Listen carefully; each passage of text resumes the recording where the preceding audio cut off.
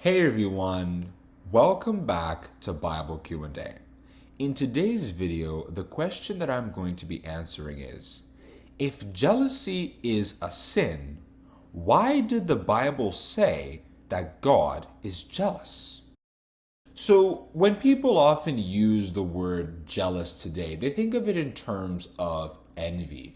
You wish somebody evil, you don't want somebody to succeed. And the Bible does describe that as bad because one of God's two greatest commandments to us is that we should love our neighbors as ourselves. If you read Leviticus chapter 19, verse 18, and Galatians chapter 5, verse 14, and so on. So, the word jealousy is often used to refer to that, and the Bible does see that as bad. In fact, it was even said in Job chapter 5 verse 2 that wrath killeth the foolish man and envy slayeth the silly one.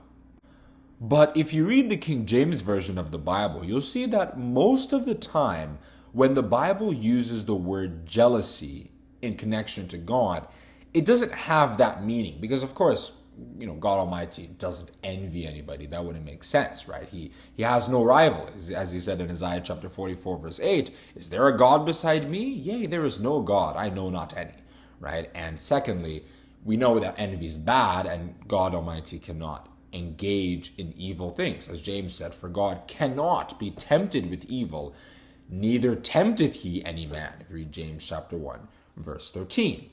So, but there's another meaning of the word jealousy. And if you look jealousy up in a dictionary, you'll see it. And it has to do with being protective of the things that belong to you. So when there are things that you have, you care about them. You don't want other people to ruin them or to touch them or to interfere with them in any way. And if you look at God's relationship with Israel, which forms the majority of when he uses that term, jealousy, you'll see that he was indeed very protective of his relationship with them. You can see that he forbade them from engaging in idol worship with the Gentiles because that was violating the closeness of the bond that he wanted to have with them, right? If you see Amos chapter 3, verse 2, you see where God was saying, ye only have I known of all the families of the earth, right? So he established them as a nation to be his, to be dedicated to him, to shew forth his praise. If you read Isaiah chapter 43, verse 21. And he specified in Exodus chapter 20, verses 4 to 5, that they should do this because he is a jealous God. In fact, let's read it because this is really important. He said, thou shalt not make unto thee any graven image, or any likeness of anything that is in heaven above, or that is in the earth beneath, or that is in the water under the earth. So, if you ever see people worshiping what they call Mother Nature in any form, either by building statues or carved images or anything, that counts. And you can see that actually still pervades today amongst some religious and arguably non-religious groups too. But anyway, that's a discussion for another day.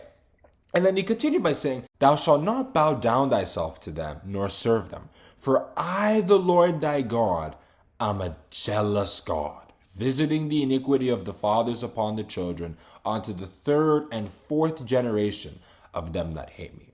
So what this means is that God Almighty cared about the relationship he had with his people. So he didn't want to see that violated by some third party that didn't invest in them the way he did. And you can see that he was very angry when the Israelites eventually did commit idolatry with the Gentile nations. And he did so many things to try to restore that relationship. And when they continued to rebel, you see how God eventually sent them to exile and did other things that were not very palatable, to say the least.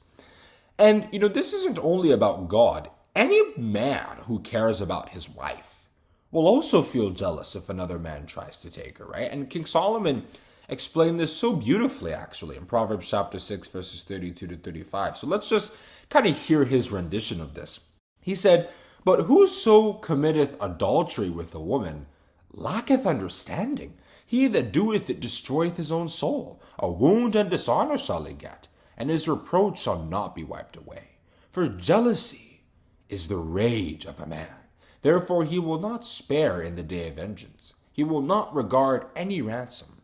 Neither will he rest content, though thou givest many gifts. If you read Proverbs chapter 6, verses 32 to 35. And I'll just mention one additional thing, that even in the law that God provided to Israel, he had something called the spirit of jealousy, in which a man, if he suspects unfaithfulness in his marriage, would be able to go to the priest and certain rituals would be performed to check if the woman had actually committed adultery.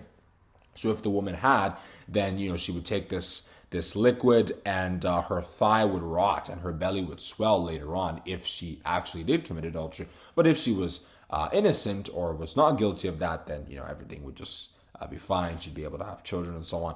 So the essence of all this is that there are different meanings of the word jealousy. Okay, there's the jealousy that's in terms of envy, that is generally more used in today's language, but given the King James Version at least, the English is a little bit older, so jealous is used to refer to being protective of one's belongings and that strong care you have for them. You don't want to see them destroyed by anything. So I think that answers that question.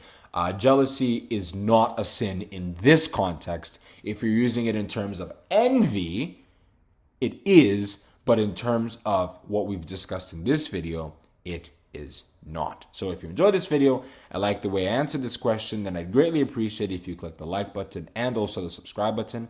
And if you want to be notified when we come back with another video just like this, then you can click the notification bell. Have a great day and God bless you.